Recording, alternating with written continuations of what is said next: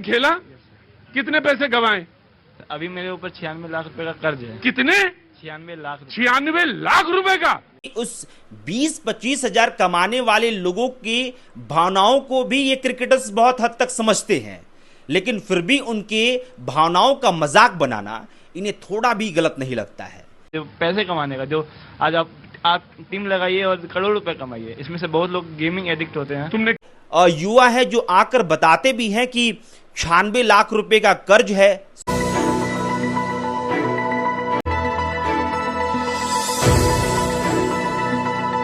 वो एड तो आपने देखा ही होगा जिसमें थाला फॉर अ रीजन आकर कहते हैं कि अरे रमेश कितना कमा लिए, तो कोई लड़का आता है कहता है कि मैंने 50 रुपये लगाया था, 49 रुपये लगाया था और मुझे 1 करोड़ रुपया मिल गया। फिर थाला फॉर अ रीज़न कहते हैं कि आप भी ड्रीम 11 में पैसा लगाइए और फिर उसके बाद करोड़पति बन जाइए। और एक डिस्क्लेमर भी दिया जाता है जो कि कहते हैं ना कि कुछ जो बैंक के जो टर्म्स एंड कंडीशंस होते हैं क्रेडिट कार्ड के या फिर किसी भी लोन के, तो उसे बहुत छोटे छोटे शब्दों में लिखा जाता है जिसे कोई पढ़ ना सके। वैसे ही जो डिस्क्लेमर है वो लास्ट में दिया जाता है कि इसमें वित्तीय जोखिम है, सोच समझ कर ही खेले। इसको ऐसे स्पीड में बोला जाता है जैसे कोई ध्यान ही ना दे पाए। ये स्टार जिनके पीछे आप दौड़कर मर भी जाते हैं, जिनके लिए सेल्फी लेने के लिए आप हर हद तक गुजर जाते हैं, उन्हें साल में आपके टैक्स से पैसा भी पे किया जाता है, उनको एंडोर्समेंट भी इसलिए मिलता है, कोई एडवर्टीजमेंट इसलिए मिलता है क्योंकि 20,000 25,000 रुपये कमाने वाले लोग स्टेडियम भी जाते हैं, स्टेडियम में उनके लिए 4,000 5,000 रुपये का टिकट खरीदते हैं और फिर क्रिकेट देखते हैं। और हैरानी की बात यह है कि उस 20-25 हजार कमाने वाले लोगों की भावनाओं को भी ये क्रिकेटर्स बहुत हद तक समझते हैं, लेकिन फिर भी उनके भावनाओं का मजाक बनाना इन्हें थोड़ा भी गलत नहीं लगता है। क्योंकि जिन क्रिकेटर्स के खाते में हर साल कहीं से ना कहीं 200 करोड़ तक रुपए आ रहे हैं, वो भले ही इंडोर्समेंट से हो, आईपीएल से हो, इंडियन गवर्नमेंट दे रहा हो, बीसीसीआई की तरफ से आ रहा हो, वो पैसे भले ही उनके पास इतने आ रहे हैं कि वो 200 बाइक रख लेते हैं, तो 200 कारें रख लेते हैं, कई नौकरों को रख लेते हैं, लेकिन ये उन लोगों को जहर परोसते हैं जो लोग 20,000 25,000 रुपए कमा रहे होते हैं। ये एक आंकड़ा है कि 45% जो युवा हैं वो कहीं ना कहीं ऐसे गैम्बलिंग, ऐसे बेटिंग ऐप की वजह से बर्बाद हो रहे हैं। कई ऐसे युवा है जो आकर बताते भी हैं कि 96 लाख रुपए का कर्ज है सिर्फ बेटिंग ऐप की वजह से। और वो बेटिंग ऐप क्यों यूज करते हैं? क्योंकि वो जानते हैं कि हमारे रोल मॉडल हैं वो इस चीज का प्रचार कर रहे हैं, और जब वो प्रचार कर रहे हैं तो वो बहुत बेहतरीन चीजों का प्रचार कर रहे होंगे, तो हमें भी खेलना चाहिए, हमें भी उसमें पैसे लगाने चाहिए, हम भी करोड़पति बन जाएंगे। क्योंकि कौन कह रहा है? वो इंसान कह रहा है जिसको देखने के लिए लोग लाखों की हुजूम लगाते हैं, जिसको देखने के लिए हजारों खर्च करते हैं, जिसको देखने के लिए किसी के पैर के नीचे आना पड़ता है तो भी आ जाते हैं। और उन्हीं लोगों का मजाक बनाने में ये 200 करोड़ रुपए खाते में आने वाले लोग बिल्कुल नहीं सोचते हैं। फिर कहते हैं किसी मंच पर जाके कि हम भी गरीब थे। ये गरीब कौन से थे इस बात का अंदाजा आप लगाइए। लेकिन बहरहाल सबसे बड़ा मुद्दा क्या है? गैम्बलिंग ऐप को प्रमोट किया जाता है, गैम्बलिंग ऐप को कोर्ट में भी मंजूरी दे दी जाती है। भले उसको कह दिया जाता है कि भाई फैंटेसी गेम है, और फैंटेसी गेम के नाम पर उस पर प्रतिबंध नहीं लगाया जाता है।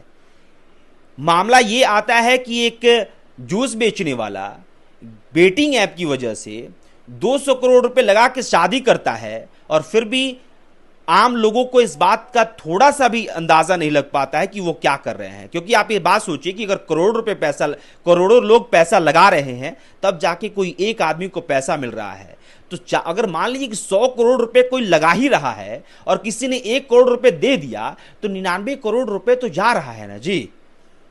भारत का भविष्य जो गैम्बलिंग ऐप, बेटिंग ऐप की वजह से खराब हो रहा है, हर युवा सोच रहा है कि ये शॉर्टकट तरीका है पैसा कमाने का।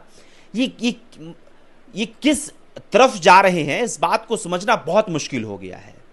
$80 बिलियन का बेटिंग ऐप इंडस्ट्री का टर्नओवर बताया जा रहा है, 2023 का सिर्फ मैं बता रहा हूं। अब सोचिए कि ये पैसा, मतलब आप ये सोचिए कि एक बंदा पैसा लगाया बेटिंग ऐप में, बेटिंग ऐप जो चला रहा है उसके पास पैसा गया, उसके पास करोड़ रुपए गए, उसमें से चंद पैसा किसी एक बंदे को वो दे रहा है। अब इससे सोचिए कि किसको फायदा हो रहा है। भारत का युवा इसी तरह से इस तरफ बर्बाद हो रहा है। एक खबर इससे पहले भी आई थी कि 4 करोड़ रुपए वो लड़का 2 लाख रुपए महीने कमाता था, लेकिन ऐसे ही तथाकथित सुपरस्टार कहे जाने वाले लोग, जो कोई पान गुटखा का मसाला का प्रचार करते हैं तो कोई बेटिंग ऐप का प्रचार करता है, क्योंकि उनको 100 करोड़ रुपए मिल जाएगा। और वैसे लोगों के बहकावे में आकर 2 लाख रुपए महीने कमाने वाला लड़का 4 करोड़ रुपए कर्ज में आ जाता है, और उसके बाद से क्या होता है, वो सुसाइड कर लेता है। आजकल बहुत सारे मीडिया पर्सन्स भी खबर दिखा रहे हैं कि एक मैगी बेचने वाला, एक चाउमीन बेचने वाला करोड़पति बन गया। क्यों करोड़पति बन गया जी? क्योंकि वो बेटिंग ऐप में पैसा लगाता था। अब वो कहता है कि भैया हमने 20 बार लगाया, 19 बार नहीं लगा तो 20वें बार लग गया। अब इस कॉन्सेप्ट के साथ, इस साइकोलॉजिकल थ्योरी के साथ लोग शुरू कर देते हैं कि चलो भाई 20 बार नहीं लगेगा तो 50 बार में तो लग ना जाएगा जी। और उस 50 बार के चक्कर में वो जब कर्ज में चला जाता है तो फिर उसके पास आत्महत्या करने का ही ऑप्शन बचता है। भारत के युवाओं को धीरे धीरे दीमक की तरह ये बेटिंग ऐप खा रहा है, और ना ही सरकार कुछ कर रही है, ना आम इंसान यानी कि हम सभी अपनी आंखों को खोलकर इन सब चीज़ों पर सोच रहे हैं, और ना ही अदालत कुछ कर रही है। और प्रशासन को क्या ही मतलब होगा जब टैक्स सरकार को जा रहा है। टैक्स सरकार को सिर्फ मतलब है कि टैक्स आ जाए, अदालत को सिर्फ दलीलों से मतलब है कि कोई कह दिया कि फैंटेसी गेम है, इसमें दिमाग लगता है तो फिर ये जुआ नहीं है। फिर अदालत अगर इसको मंजूरी दे देती है तो प्रशासन को क्या ही मतलब है। बहरहाल ये पूरी जो इंडस्ट्री चल रही है, इसको आप एक बार पढ़िए, और पढ़िए कि भाई कौन सी लोग इसका फायदा उठा रहे हैं।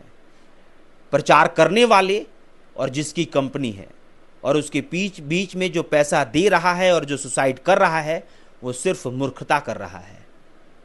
इस बात पे ध्यान दीजिएगा।